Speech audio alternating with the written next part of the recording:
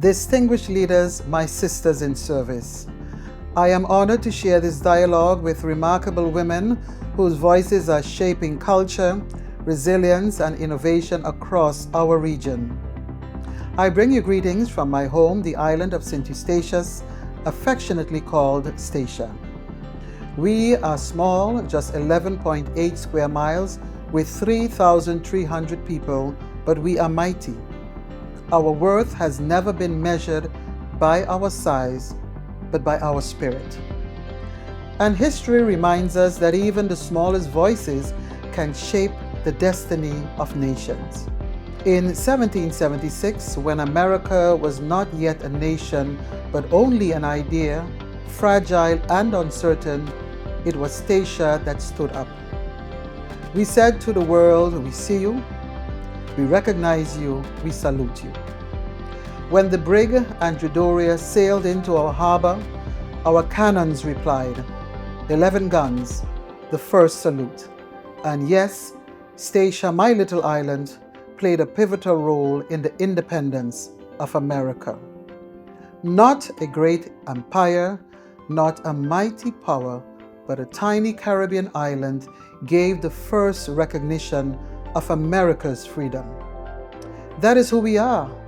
That is the courage that runs in our veins still, and it is the same courage we bring to today's struggles for climate justice, digital equity, and cultural strength.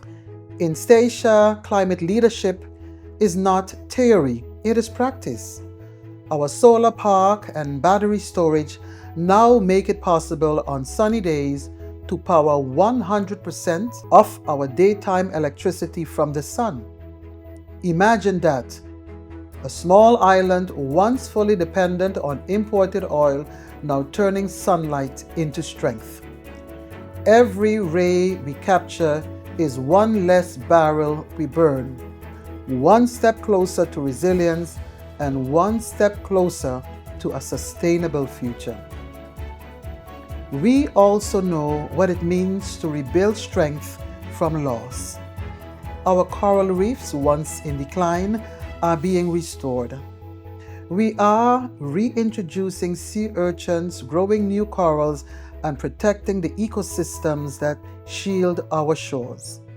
Because these reefs are not just biodiversity, they are our first line of defense against rising seas and stronger storms that the world now faces with us. We also know what cultural strength looks like.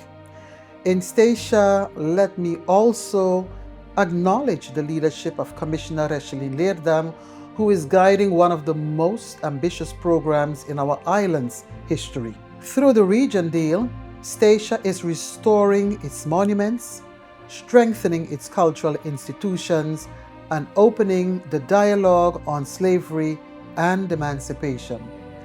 This is not just infrastructure, it is identity. It is women's leadership shaping cultural resilience for generations to come.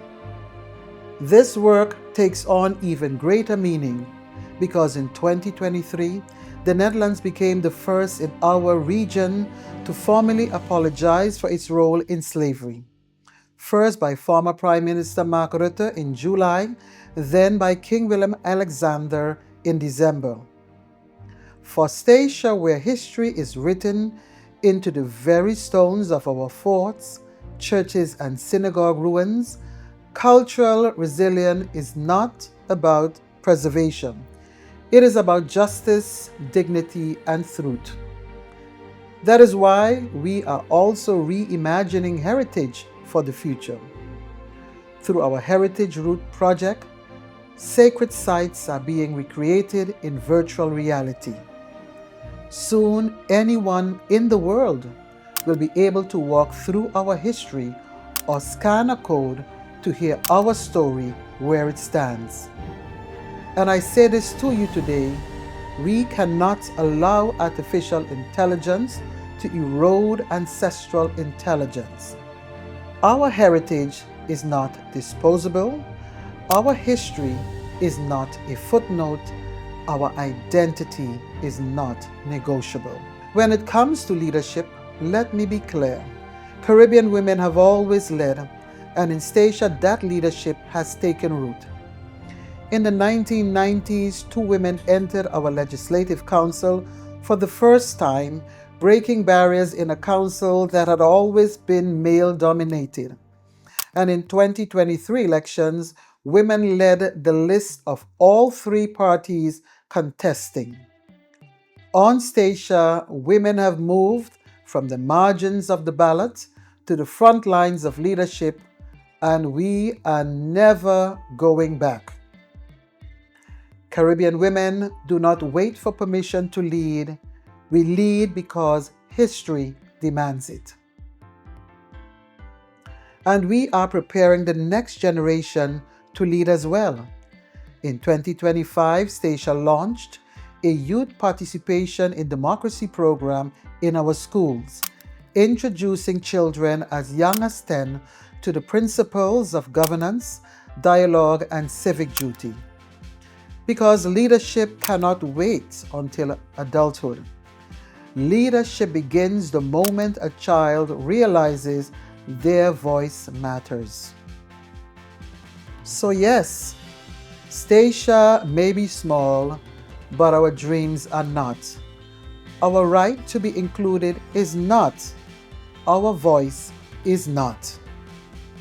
That is why inclusion matters. Inclusion in digital equity, so that every child, whether in Oranjestad or in Amsterdam, has the same chance to thrive. Inclusion in youth empowerment, so that the next generation has the tools to imagine and to build a brighter future. That is why Aspire Artemis matters, because when we equip, empower, and educate the next generation, we are not just changing lives, we are shaping the future. And if we are to meet this moment, we must meet it as one.